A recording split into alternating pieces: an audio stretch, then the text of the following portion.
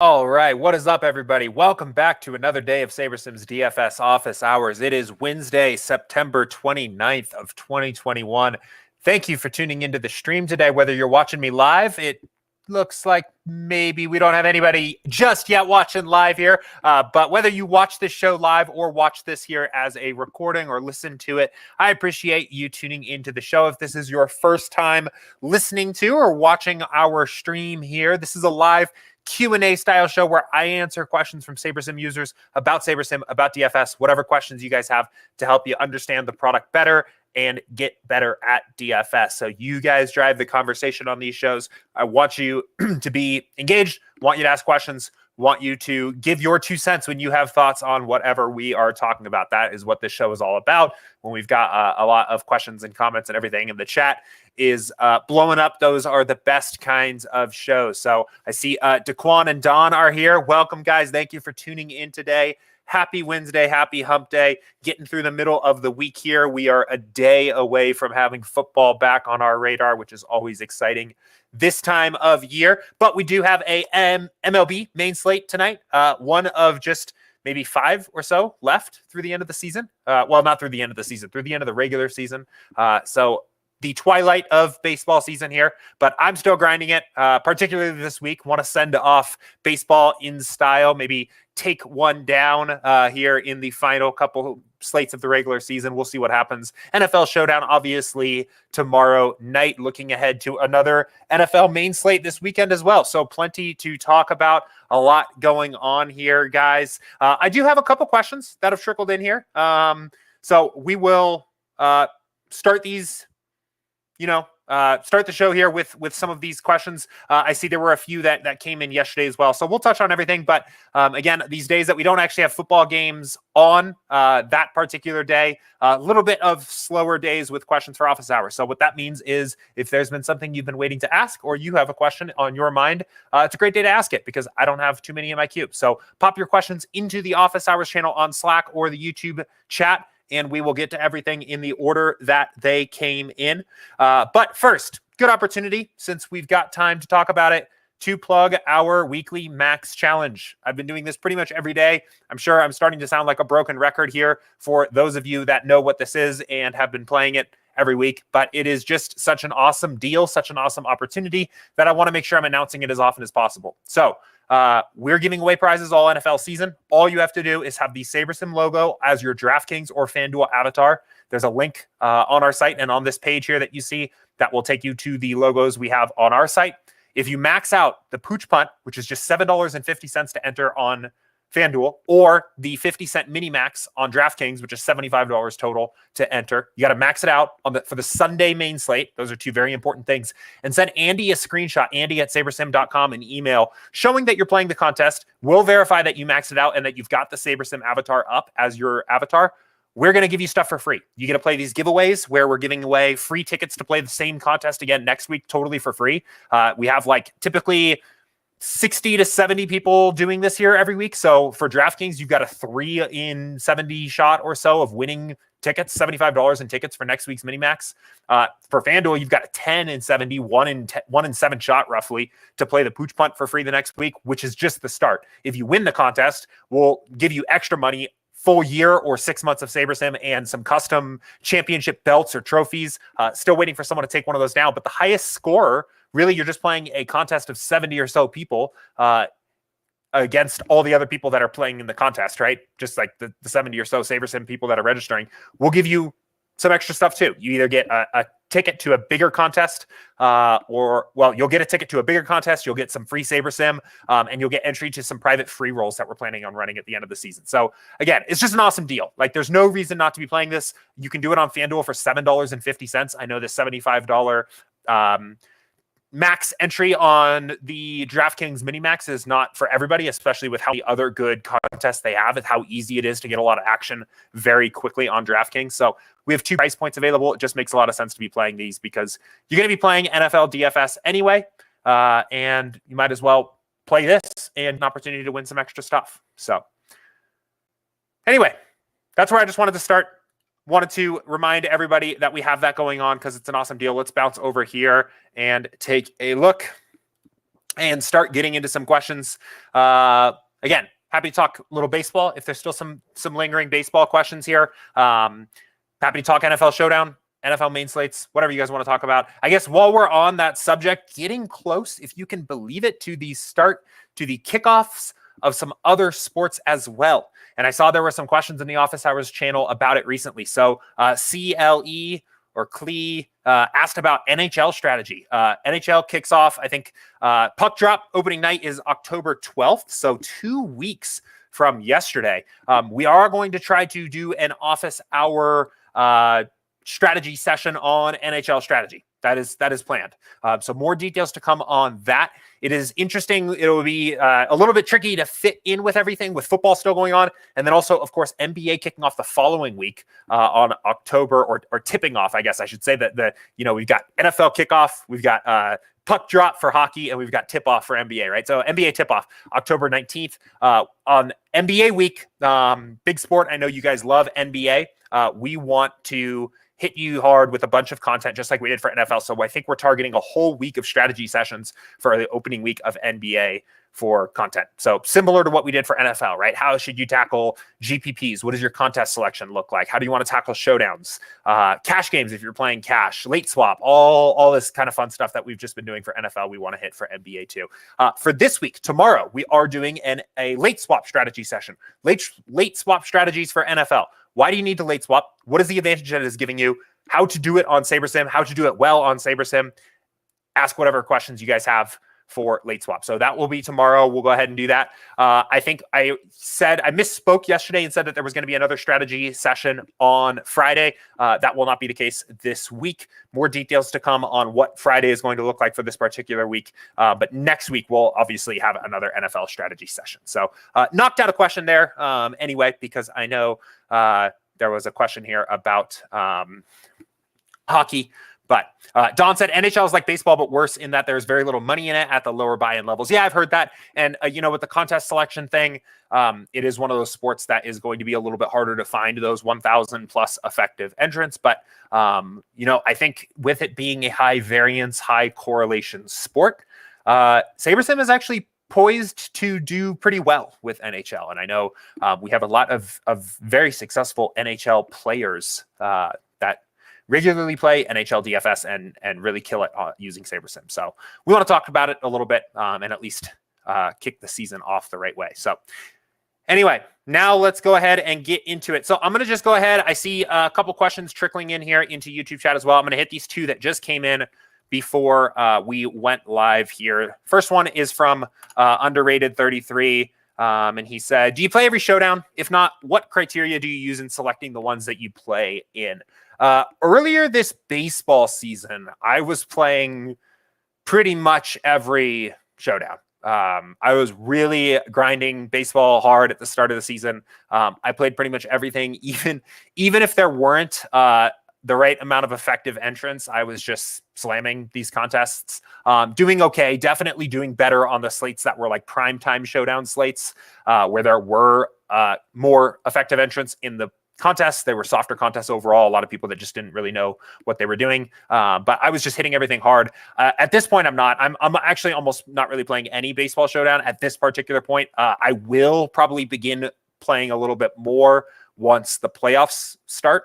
And especially I think the wild card games should have pretty decent sized contests. So I probably plan on hitting those. And then, obviously as we move through the playoffs and especially get into things like the World Series, the World Series pretty much has good MLB Showdown games to play every single night.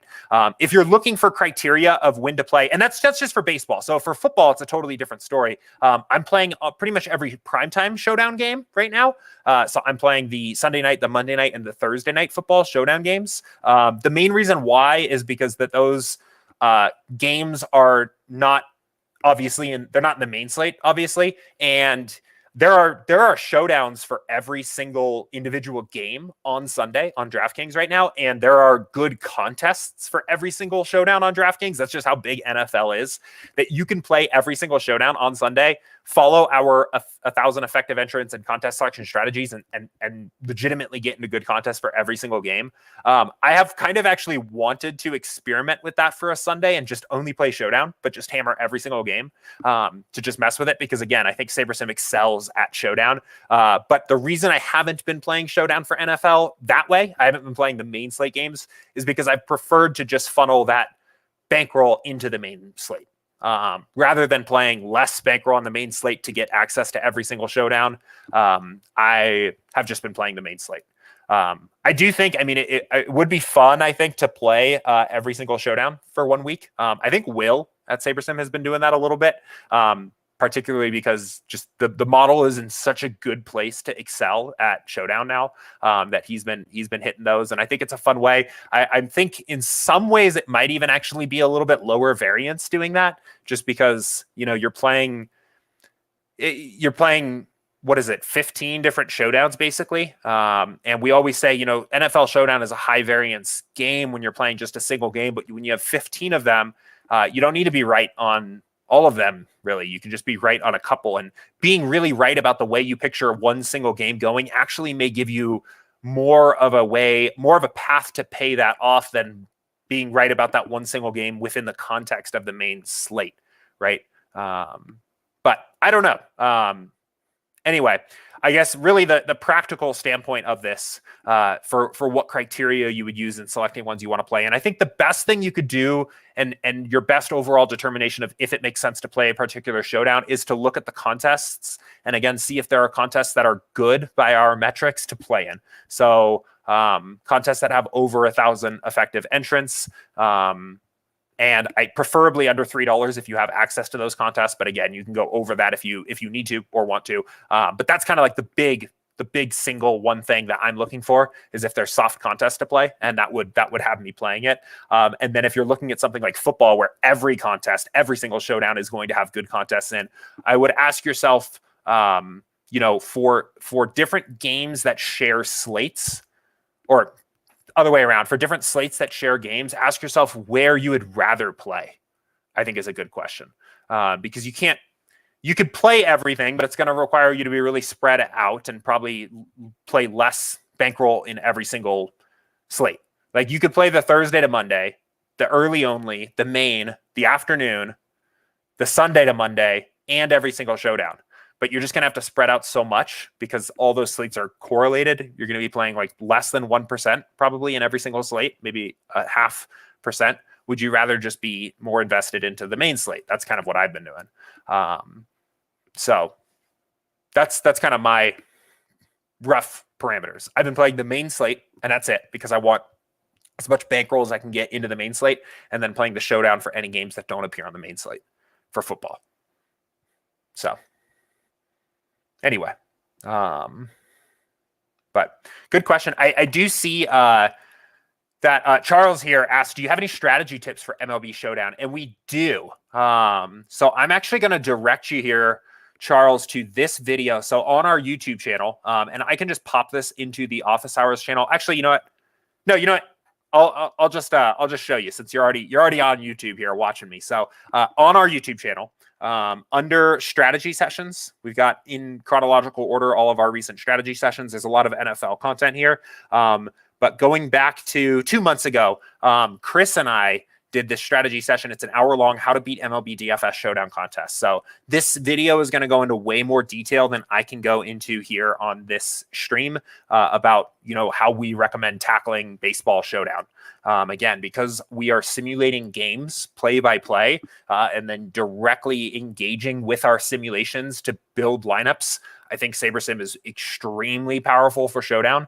It's obviously just as strong for main slates, right? Because main slates are just a collection of single games that are being played, right? So it's still just as good for main slates. But I think for Showdown, people really kind of like get it a little bit more since we're just talking about a single game. And Chris and I went into a lot of detail here about how to tackle single game slates. I know Chris in particular was hitting these contests pretty hard earlier this season as well. So highly recommend checking it out.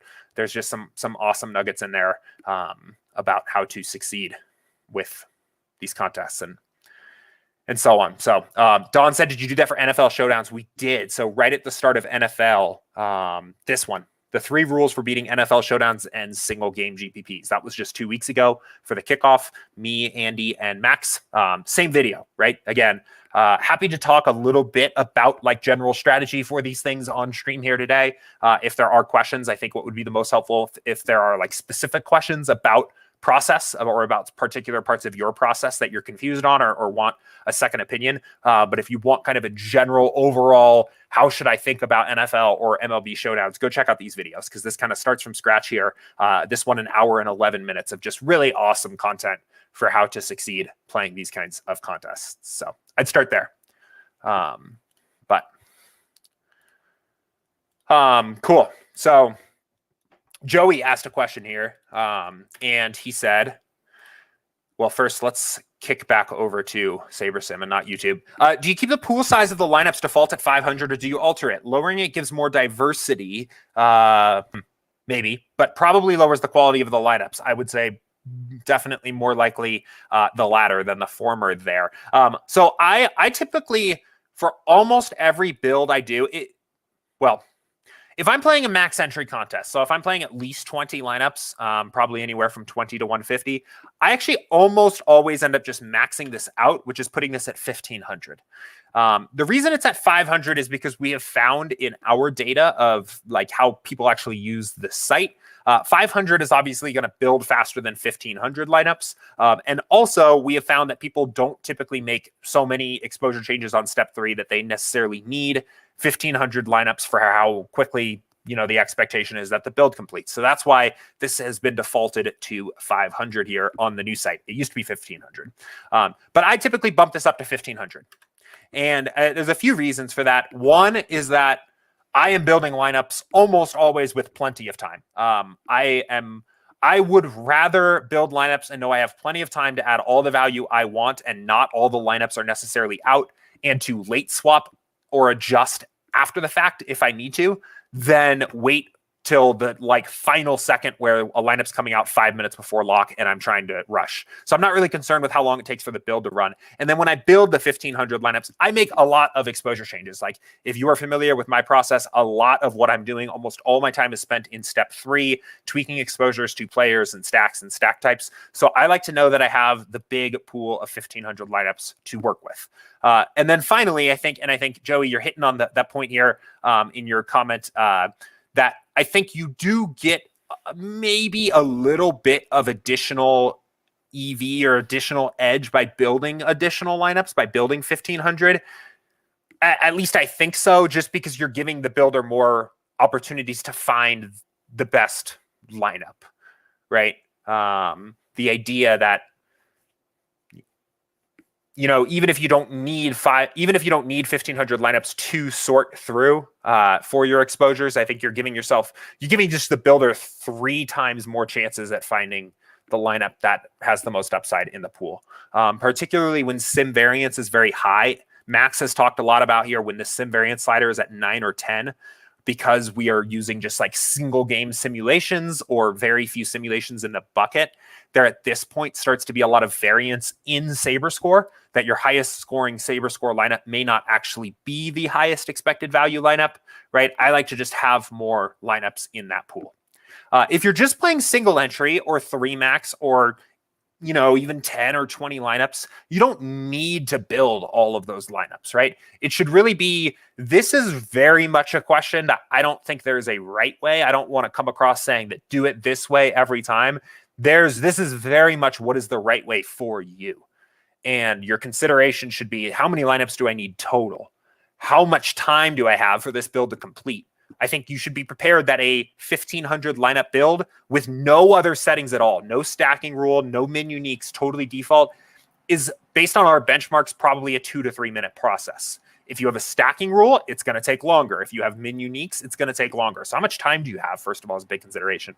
How many changes are you expecting to make in step 3? Have you gone in and edited a bunch of projections and you've gotten all the projections dialed in and team projections, and you've got some certain rules here and you're pretty sure that whatever you get out of step 3, you're going to be happy with? You may not need as many additional lineups to build. But I typically take things pretty much as they are on step 1 and do a lot of my work in step 3. So I'm building a big additional pool behind that. So I have plenty of lineups to get through to get my exposures where I want them.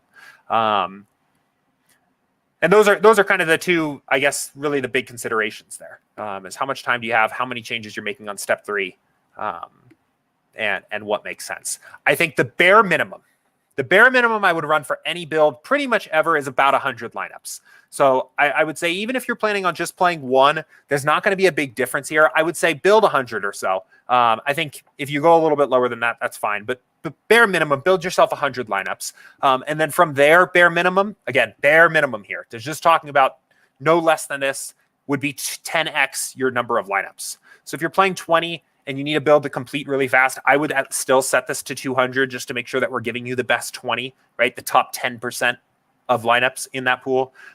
You could build, technically you could build 40 lineups. You could do 20 and 40, right? But then you're just playing the top half of the 40 lineups we made, right? That's kind of the thinking here is like, would you rather play the top 10% of 200 lineups or the top 50% of 40 lineups, right? That's where I kind of think of this. But if you have the time and you're going to be making changes and adjusting exposures, give yourself a little bit more.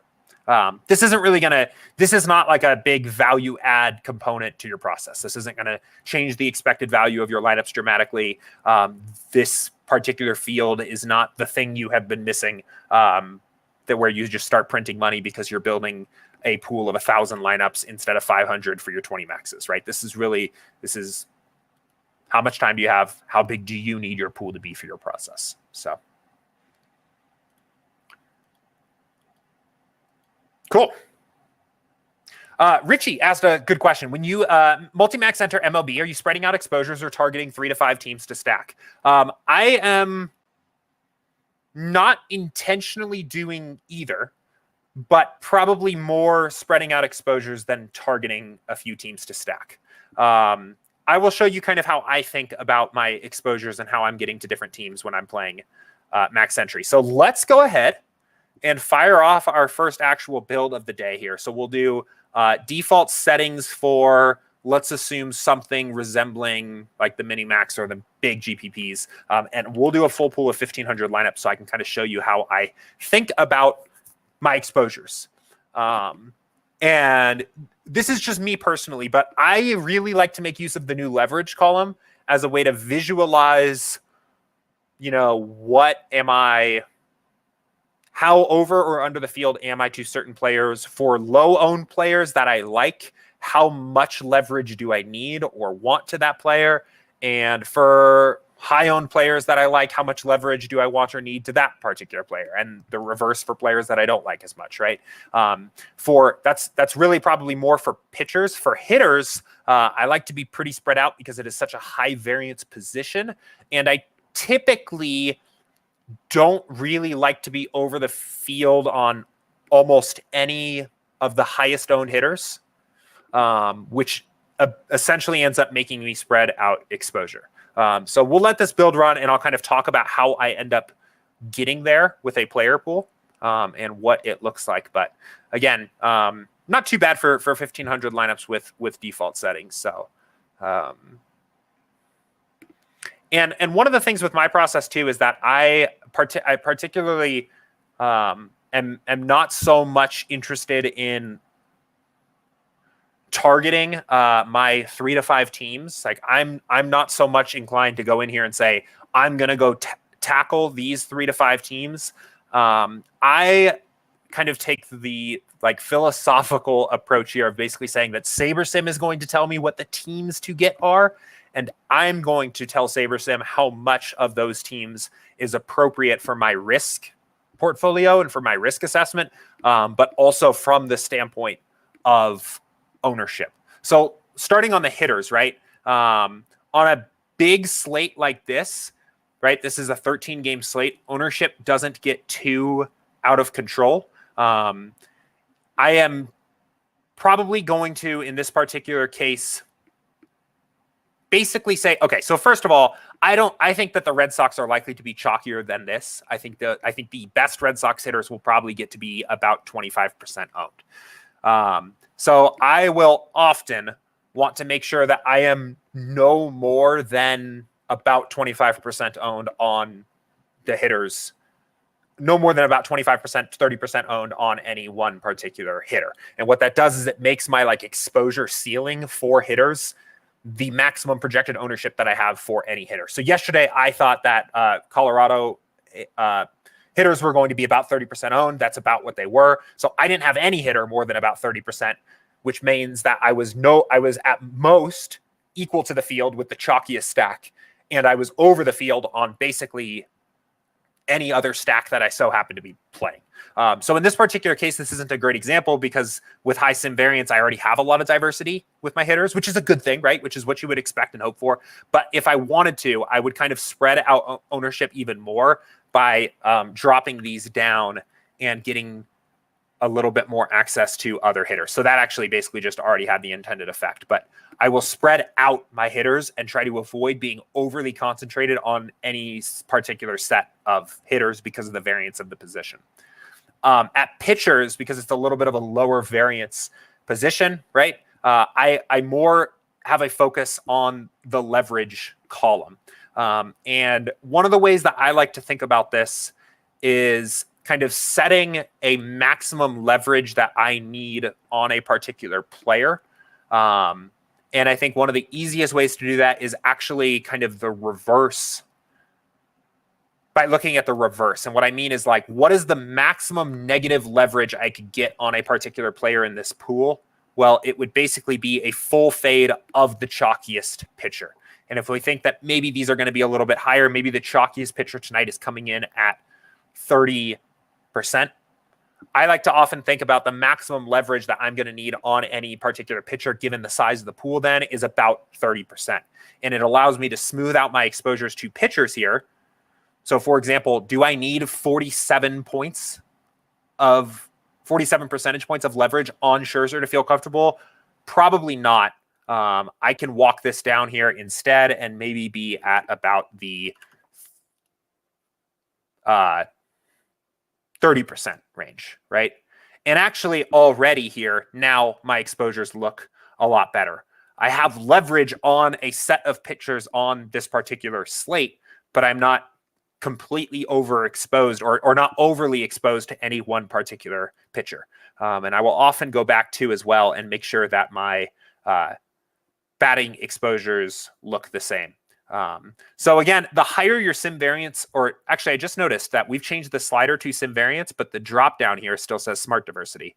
It used to be called smart diversity, but the higher your sim variance or smart diversity slider is, the more spread out your pool is going to be. But if we do this quickly for like a 20 max build, I will actually have the same approach. So if we do this for 20 max, I'll have a similar approach and I'll have more to do here. And again, this is mostly because I play fairly spread out. It's kind of my approach. I don't like an overly condensed pool, especially in a sport like baseball that is high variance even for the pitchers. But I'm using the signals in the build via like leverage, projected ownership, and exposure to tell me how much leverage makes sense. It kind of gives me a guidepost of how aggressive do I need to be on certain players to get enough leverage, right? So I'll show you kind of on this one here as well, because I think a 20 max with a lower sim variance will allow me to show this a little bit more. Okay, so we're getting a little bit more exposure to certain hitters now, right? So it's going to be the same deal here. It's like, I don't want, even in 20 lineups, I'm probably not going to want 60% exposure to a certain hitter. I may be willing to get a little bit more exposure, but I'm probably still going to cap this around 30 to 40%. And I will just allow this to spread out. And the other reason I like to do this is because I think it helps the builder get you a little bit more, even on slates where there's a particular hitting team that SaberSim just loves. Maybe there's a Coors Field game, or like even tonight, right? It seems like Arizona and Boston at this particular moment are like kind of the two big teams.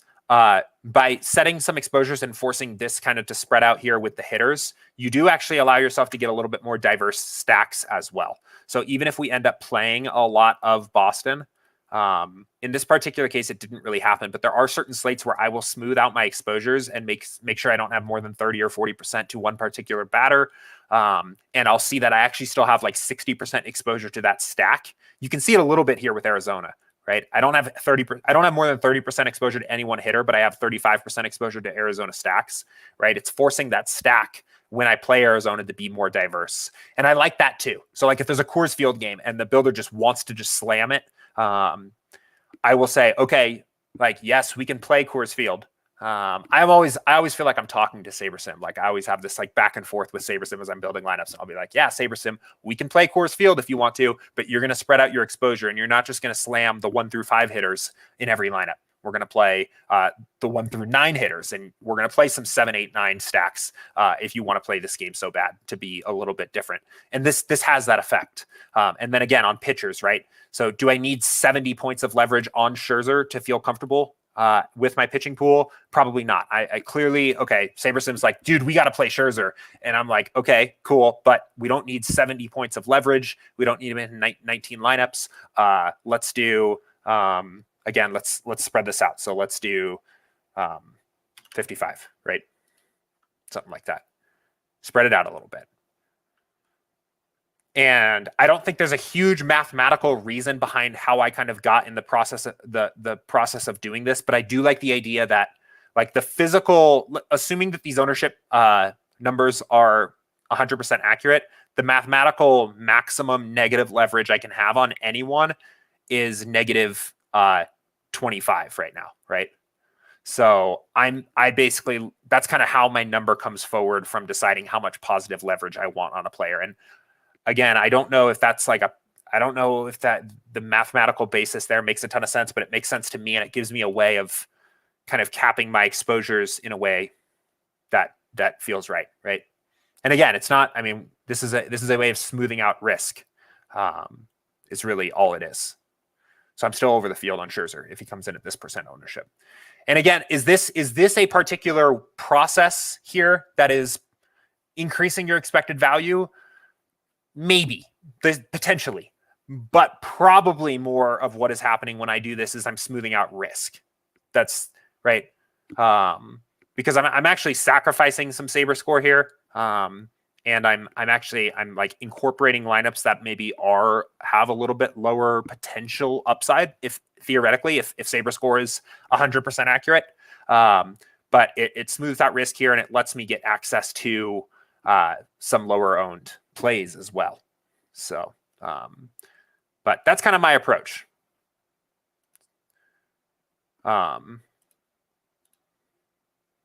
So then again, right, here's an example of where you would want to go back, kind of iterate on this. So now if we wanted to wrap back around, back to the batters, then back to the pitchers, right? We're just making sure. And now, so now this pool's starting to look like something that maybe I would kind of go for. I also typically take a look at the stack types, make sure that I want to play the certain stacks. In 20 lineups, I may not want lineups that just have 3 stacks.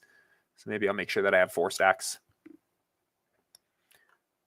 Maybe I don't play the 4-2 either. Maybe I just stick to the big stack types on a big slate like this. Perfect. This is starting to look like a pool of lineups that I might be interested in. Obviously, you know, doing a little bit more of my own individual research and my research builds and things like that to make sure that I have the negative leverage on the plays that I want and things like that. But that's actually a little bit of a kind of quick dry run of my approach, or at least the way I'm thinking about exposures for baseball. So hope that was helpful. Again, don't want to give the indication that this is the right 100% right way to do this. Do this. This is the only way to do it. It's not. Again, I'm actually taking SaberSim is using a default value of sim variance that has been back tested, and then handing you a set of lineups that basically say, these are the best 20 of 500 that you can play. And then I'm coming back in and saying, that's too risky on these particular plays that I think are high variance. So give me some other stuff, mix in some other lineups. And then that's what happens there. But that's not necessarily the only way to do it. If you wanted to play riskier than I do, right, you could actually go the opposite direction and take what SaberSim. So let's reset everything here. Well, let's save first. And just discovered I could do this recently. So now I've just been doing it every single day, but we'll call this like spread out exposures. Okay. And now let's reset it. You could take this the opposite direction. And if you were more of a risk-friendly player, you could come at this and be like, okay, what are the best pitchers on the slate? Okay, well, lock button Scherzer, and I'm going to tighten up the other pitchers here and get rid of all these guys at the bottom because I want to play kind of risky, right? And you could actually go the opposite direction. This is increasing your risk. This is also potentially increasing your upside, but it's increasing your risk the other direction, right? And you could come at it from the standpoint of instead saying, I'm going to pick a few of my favorite stacks to target and only stack those teams. So just not the way I go about it. But anyway, I'll let this question go. Had fun answering that one. So thank you for asking it. If there's any follow-up questions or any confusion on anything I talked about there, let me know. But that's just my approach. And it's similar for other sports too. I do a similar thing for football. It depends a little bit on the variance of the sport, how high variance the sport is. And positionally too, there's some other components there. Like I'm at least much more willing to have a tighter quarterback and running back pool than I am having a super tight wide receiver pool, right? The quarterback touches the ball every single play, so his ability to score points is somewhat up to his own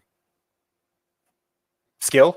It's less variant by default there because he's going to touch the ball, whereas a wide receiver has to have the ball. The ball has to make it to the receiver. Same thing with a running back, right? He's really mostly at the whims of the coach. So there is a little bit more additional variance because the coach has to call the running plays and the coach has to keep that particular back in the game. But if a running play is called, the running back is going to successfully touch the ball, right? Unless they just completely blow the handoff. But you have a lot of variance with the wide receiver actually being able to get the ball in their hands, even down to things like defensive coverage and penalties and things like that. So that's one of the reasons wide receivers and tight ends too are higher variance. But so that wrapping around here is why I'll lower exposures more aggressively to receivers. What receivers actually I end up handling very similar to how I handle hitters in baseball. A lot of times I don't really want to be more exposed to any one receiver than the highest projected owned receiver on the slate, or what I think the highest projected owned receiver on the slate is going to be. The assumption there is basically that the highest owned player at that position you should not gain positive leverage on that player. That's basically the assumption I'm making with my hitters in baseball. Is I'm basically saying if you take whoever the highest projected owned hitter is on the slate, they are at best optimally owned, and at worst they are over owned. So I am not going to own them more than the field. And again, I think basically my basis for thinking that is that a lot of my research builds have kind of led me down that particular path. So these ownership numbers are probably a little bit more likely to be like how often these players are optimal, right? So I think the Boston hitters are probably in the best hitting spot overall on the slate tonight. I think they probably have about a 15% chance of being optimal. And I would not be surprised if they end up coming 20% owned or higher. So that's kind of where my thinking is of like, I'm not going to be over the field on them. And then every other hitter is scaled kind of to that maximum. So when I'm playing Arizona bats, I'm getting, let's load these. So when I'm playing Arizona bats, I'm getting 25 percentage points of leverage on a player that's very low owned, but I'm still not completely overexposed and very risky, very fragile to that particular game outcome. Anyway, I think I've talked about this for long enough. I just find this stuff pretty interesting and definitely always interesting, or definitely always happy to talk about this particular side of things. So good question. I'll move on here. But again, let me know if anybody has any follow-up questions with that. Rona said, I'm doing pretty decent in MLB multi-entry, but single entry has not been going well. Could you go through your process and what you look for when selecting which lineup to use for single entry? Yeah, so this question comes in really often. And it's a common one. I think the one thing important to remember here is that you're going to be exposed to a lot more variance playing single entry because it's a single lineup, right? So if you play 20 lineups, you versus a single lineup, right? You basically have to play 20 consecutive slates, playing a single entry lineup to match that same variance, or to match that same like opportunity that you had just playing a single 20 max. So single entries are going to be very high variance. You're going to have kind of the binary event of either cashing or not in that particular lineup every night, whereas multi-entry, you have a little bit more flexibility. For in terms of like what I actually look for when selecting my lineups, let me say this. So first of all, I'm going to answer this first the way I actually do this in my process, which might be a little bit of a disappointing answer. And then I'll talk about maybe some things that you can kind of look for actually if you want to spend a little bit more time on this. But the honest answer of what I do in my process is I will build however many lineups I have, or however many lineups I'm playing. So maybe on a particular slate, a number like 65 is pretty common for me, which would be, it will like have like, actually maybe like 75, which would be like three different 20 maxes, and then like 15 lineups that are different single entry contests and 3 maxes. And my honest approach to the way I handle this most of the time is that I just let those single entries and 3 maxes be a part of my lineup pool. If I get the right lineup in there and I'm lucky, great. I will honestly just save these, rock with it, unique fill my entries into my single entries and my 3 maxes and 20 maxes uniquely, get a unique lineup and everything, and just roll with it, right? I don't think there's a big enough difference between the lineups that are at the top Saber score versus lower in my particular pool, and I'll just roll with it. I think one step up from that, and you would have to do this in the CSVs, you wouldn't be able to do this in the entry editor, would be to trust Saber score and to intentionally put the lineups at the top of your pool into your single entry contests using the CSVs. So you would download this, right? You would open it up and then take your entries file from DraftKings and just put the highest Saber score lineup in either your single entries or your highest prize pool contests or your highest prize pool single entries, and then work down from there, right? Saber score is, I think, over the long term going to give you, it's going to be indicative of what the highest overall expected value lineup is. And it makes some sense to put that into the biggest prize pool contest, or the single entry contest.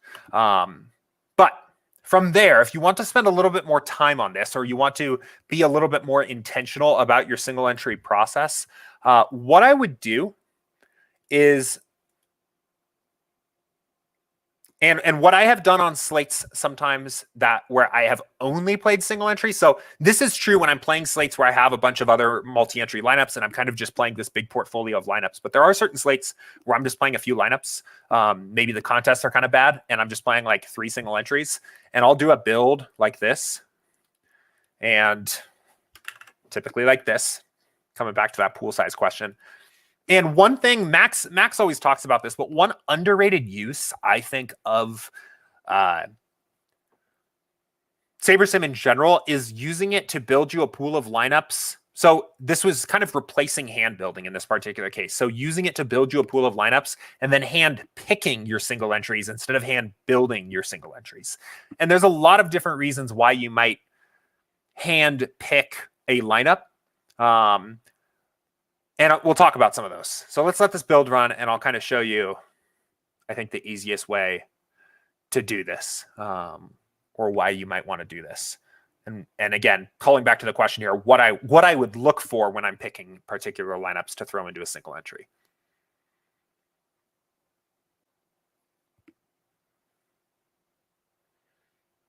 Okay. So let's very gentle touch here, adjust to projections, or 1, I guess. Might need to check on that. It's supposed to be 2. Okay, so what I like to do, let's go ahead and make this a little bit bigger so we can see some more lineups here, because we really, actually in this particular case, we only really need to see lineups. So I will uncheck all of these. And now we can click pool, and we can just go through and we can just look at all the lineups we're getting. And there's a few things that we can look at here. I think one is to come at this with an understanding of where the chalk is. So first, let's go to pitchers. let's actually open this back up a little bit, right? Like, let's get an idea of where the chalk is. So chalk pitchers tonight, right? Scherzer, probably for sure. I think Rodon, Cole, probably maybe a little less so because same price point as Scherzer. Taijuan Walker, some maybe cheaper options with Pineda. We're kind of getting an idea of where the chalk is going to be. Chalk stacks, right? We already know now a little bit, but probably Boston, right? Probably is like the big chalk stack. So now let's go ahead and look through this. And what I like to look for is, you know, maybe just lineups that are kind of calling out to me, maybe because they do one of or a set of particular things. So I'm always looking at stacks, right? There's certain stack types that I might be more interested in. The bigger the stack, the theoretically more correlated the lineup is. So I'm kind of looking at big stacks. I'm looking at the ownership sum maybe here too, just to get an idea of what the collective cumulative ownership looks like for the lineup. And then I'd also be interested to see if there's any lineups that are popping because they particularly present like some weird correlation or they're like a double fade, right? If there was a lineup that was kind of popping here where maybe I was fading one of the, so I'm maybe not playing Boston, right? And I may be also fading one of, well, maybe in particular Scherzer, but Scherzer or Rodon, or even stacking directly against those players too. So let me actually just look here and turn the ownership column on. So like San Diego, Cincinnati, Toronto, Miami is interesting against Taijuan Walker, maybe even Detroit. So we can kind of start looking here, right? And I'm basically, again, I'm just kind of trying to look and see if there's any lineups that just kind of pop to me because they're interesting for one reason or another. Maybe there's a lineup that is disproportionately has a low ownership sum given its spot on the Saber score. And actually, right off the top, this lineup does kind of jump out to me as being that. It's a 5-2, and it's like the only lineup at the start here. This is our number one. Oh, this is our number 4 lineup. But this jumps out to me because it's a relatively lower owned lineup overall. It doesn't have any Boston. So maybe I'll just click that in. And I'll kind of just keep going. And I'm looking for lineups that, again, kind of jump out to me, maybe for one particular reason or the other. And I'm looking for one maybe that has an opportunity where I'm playing a stack against one of those really chalky guys. Here's an interesting one, right? So this is a Scherzer fade, right? This directly fades the Scherzer play. It plays the Red Sox, but this one stands out to me because it's Detroit stack directly against Pineda, who is a player that we think is going to be a somewhat chalkier value pitcher. So that might be one that I kind of pop in here. And again, I keep going. And you can kind of, as you do this, you may get a feeling for where, you know, what stands out to you, whether it's total ownership, or it's the stack type, or it's a particular player or team or set. You can even filter some of these things in over here and look for those particular components of a lineup. This is actually one that also pops for me a little bit too, because I feel like people just hate playing the Orioles. They're never owned how much they should be. And they're playing in their own park, which is a great hitting park. So maybe I'll click that in and let's get a couple more in. I won't spend too much time on this particular segment. But this is another one that actually pops to me too. One of my favorite things to do is when there are very popular chalky, high-end pitchers on the slate, I really like playing other not so chalky high-end pitchers. So like, I feel like Nola is going to just be very, very low owned compared to Scherzer and Rodon and Cole. So like, that's another one that might get clicked in. Another lineup that just has spectacularly low ownership, right? And the statement we're basically making here is that the differences between these Saber scores are not so significant. This entire pool of 100 lineups is probably viable. So let's go in and directly check the lineups that we want. But anyway, you'll get to that point of the lineups that you have, the lineups that you kind of like, and then you can kind of do like an elimination process here and maybe narrow it down and figure out what your favorite ones actually are by one metric or the other. And this is a way of just like, I think you get an opportunity to have the kind of the feeling of hand building or very hand selecting your lineup and go in, and you get the advantages of doing it that way. Like there are sometimes certain advantages of hand building where you can like get very precise correlation or or leverage against particular fades or particular ownerships and stack types, right? You have this more hands-on approach. You can kind of mimic that here with SaberSim and be very intentional about picking your particular single entries. And I realized as I was answering this question, I was kind of glossing over like how I go about picking this. And I think that's kind of the tricky part here, is that there's not going to be necessarily a right way of figuring out, or like a very clean checklist of look for this, then this, then this, and check those lineups in if they have those things. It definitely has some feel to it, right? But some people like that, right? And I know that people that maybe in particular really like playing single entries have that hand building background and kind of like that feeling, that gut kind of call of like, I like the way this lineup looks, and you can get that here.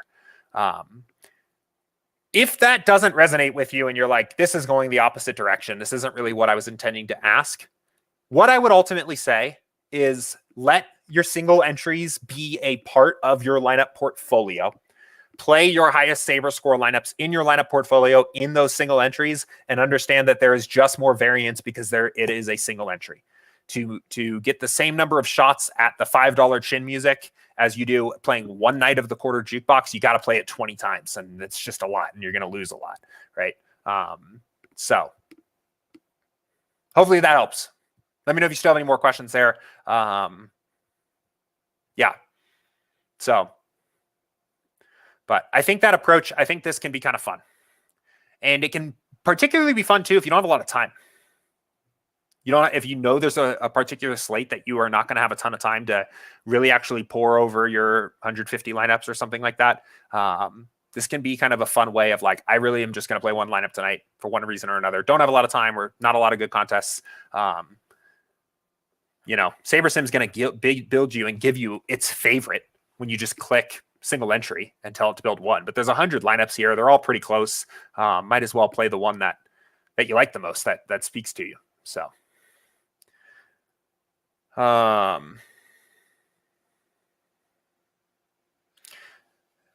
Zachary said, have you ever done / can the software run reverse engineered results? That is, take the optimal lineup and then show what have been needed to get that to hit.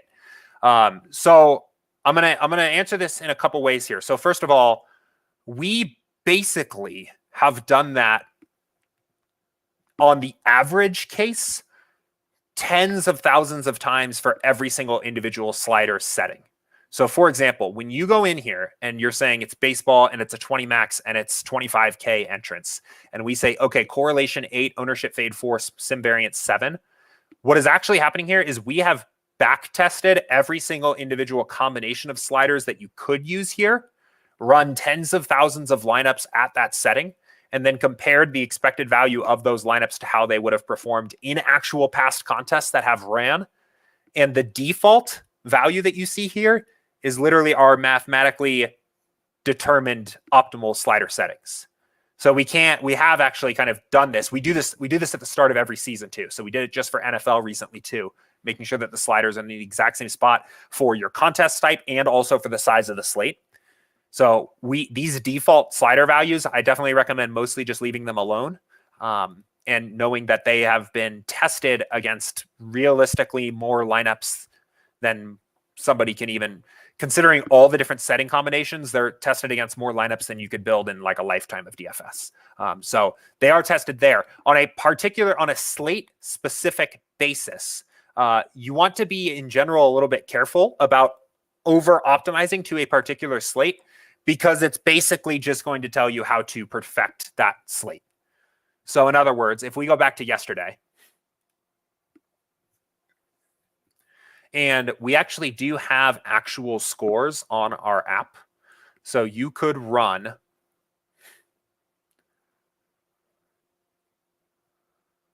let's clear these out. I was doing some testing yesterday. You could run, for example, 500 lineups here, and build these and then sort them by actual score and sit here for hours trying to program the projections precisely to get that actual score higher and higher and higher for this particular slate. And after hours of all that work, all you're really going to do is figure out you're going to have perfected the art of building lineups for the September 28th of 2021 slate that passed yesterday. There's too much variance in one particular slate, and ultimately, if you start going down that path, you're not going to find something that's useful for future slates. You're basically eventually just going to be led to bumping up the projections for the teams that did the best, right? Or coming up with rules of thumb that are just too specific to that particular slate.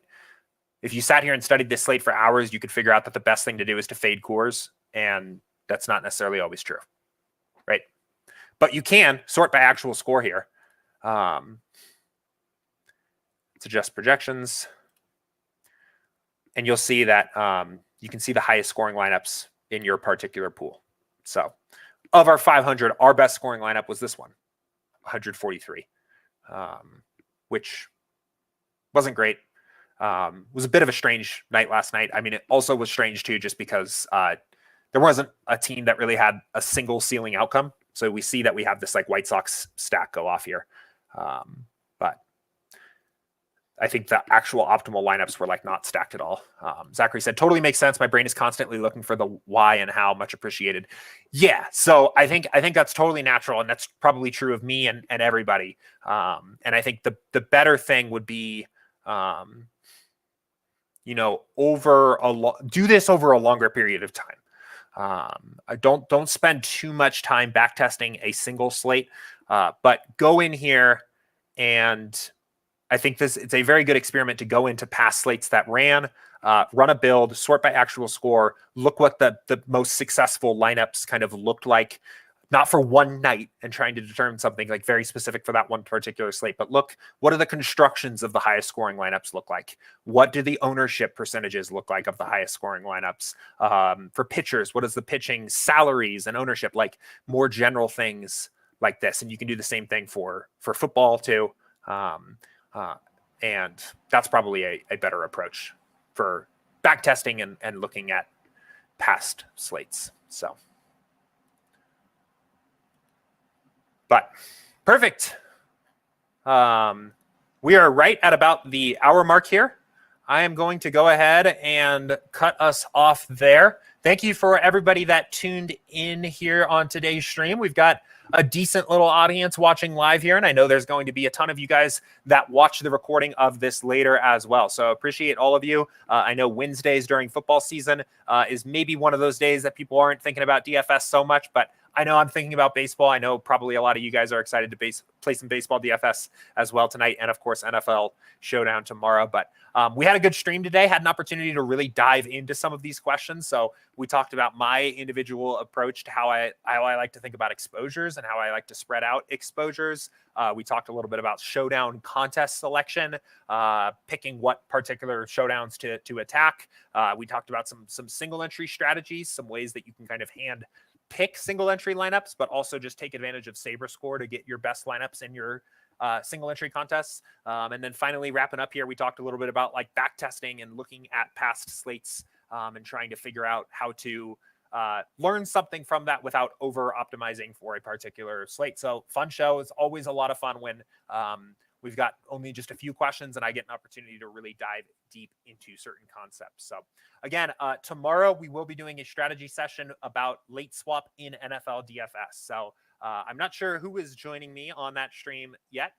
We'll figure that out. But talking to you guys a little bit about late swap strategy in NFL DFS, why it's important, how to do it well on SaberSim. So if you have questions about late swapping in the next 24 hours, pop them into the Office Hours channel in Slack or email us, support@sabersim.com, and we will make it a part of the stream tomorrow.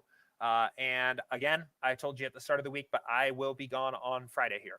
So more to come on what Friday will look like in terms of content. May have somebody else pick up the slack on Office Hours, may not, unfortunately. But worst case scenario, I will be back with you guys on Monday afternoon of next week to keep it rolling. So enjoy the slate tonight if you are playing. Otherwise, enjoy looking ahead to the Thursday night football game and enjoy the rest of your Wednesday either way. Take care.